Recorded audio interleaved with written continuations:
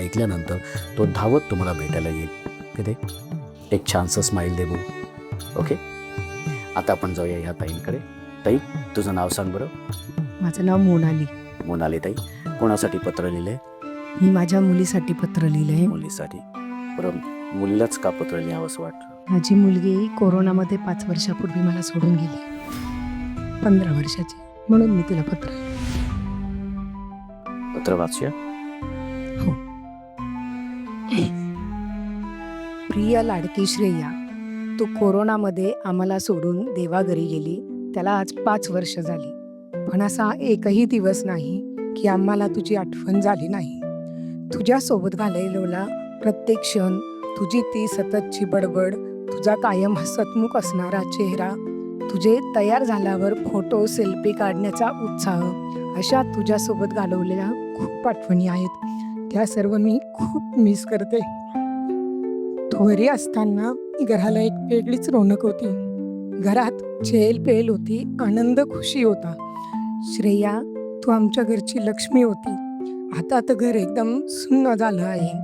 आलेल्या प्रत्येक दिवशी तुझी खूप खूप आठवण येते.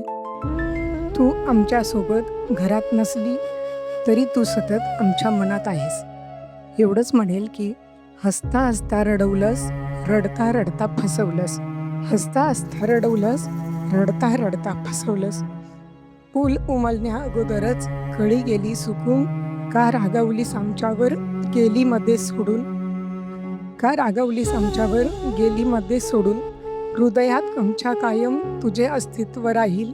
तुझ्या सुंदर आठवणी कायमच सोबत राहतील. तुझ्या सुंदर आठवणी कायमच सोबत राहतील. तुझीच मम्मा.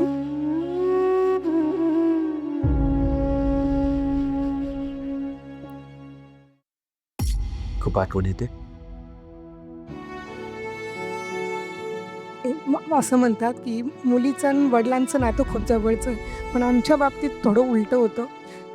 तिचं आणि माझं नातं म्हणजे खूप जास्त जवळचं होतं. घरात सगळ्यांनाच तिला खूप मिस करतात, त्यामुळे मी घरात असं जास्त सगळ्यांसमोर बोलू शकत नाही, भावना व्यक्त करू शकत नाही, कारण तिचा विषय काढला तरी लगेच सगळ्यांच्याच डोळ्यात पाणी येतं. त्यामुळे आज या पत्रावाटे मी माझ्या भावना व्यक्त केल्या. ते मला खूप मोकळं असं चांगलं वाटतं. मंडळी, खरं तर ही पत्र ऐकल्यानंतर खरंच खूप भावूक व्हायला होतं आणि डोळे आपसुकच पाणवले जातात. आणि मला माहिती आहे की जेव्हा पत्राचं जेव्हा वाचन होत असतं तेव्हा कुठेतरी आपण सुद्धा कुठेतरी आपल्याला आवडणाऱ्या व्यक्तीला आपण आठवत असतो. मला असं वाटतं एक छान सुंदर असा हा भाग आहे पत्र मनातलं. आणि आता या भागानंतर आपण जाणार आहोत आपल्या शेवटच्या खेळाकडे. एकदा जोरदार टाळ्या होऊन जाऊ देत. आणि पत्र मनातलं या भागानंतर आता आपण सुरू करणार आहोत आपल्या शेवटच्या खेळाला. कसं वाटतंय मीनाताई? छान वाटतंय. हा, बरं भाऊजी ती गाणं नेहमी म्हणत असतील ना? अरे ओ मीना, है ना? हे गाणं नेहमी म्हणत असतील ना भाऊजी? अजून तर नाही म्हटले. बर, ठीक आहे, हरकत नाही. ओके. हा, मोनाली ताई, कसे आहेत भाऊजी? कसे आहेत? मस्त आहे. कसं आहे स्वभाव भाऊजींचा? चांगलं आहे. चांगलं आहे. बरं, आता ह्या पुढच्या शेवटच्या खेळामध्ये आली आहेस, कसं वाटतंय? खूप छान आहे. कारण ह्या खेळातूनच हुकमाची राणी होणार आहे. हा, खूप छान वाटते. खूप छान वाटतंय ना? हुकमाची राणी होणार? हो, मग बोल बघू, मीच होणार हुकमाची राणी. हा, मीच होणार हुकमाची राणी. अरे बापरे, ठीक आहे, हरकत नाही. हा, तर ह्या खेळाचं नाव आहे ए गप्पे मीच पाडणार कपे. खेळाचं नाव काय? ए गप्पे मीच हा हा, सॉरी, मला वाटलं मला बोलतेस की काय.